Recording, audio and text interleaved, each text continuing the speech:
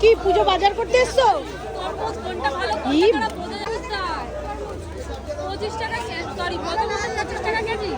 হ্যাঁ কিন্তু কোনটা ভালো হবে রিম্পা? কয় কিলোর ভিতরে উনি বলছে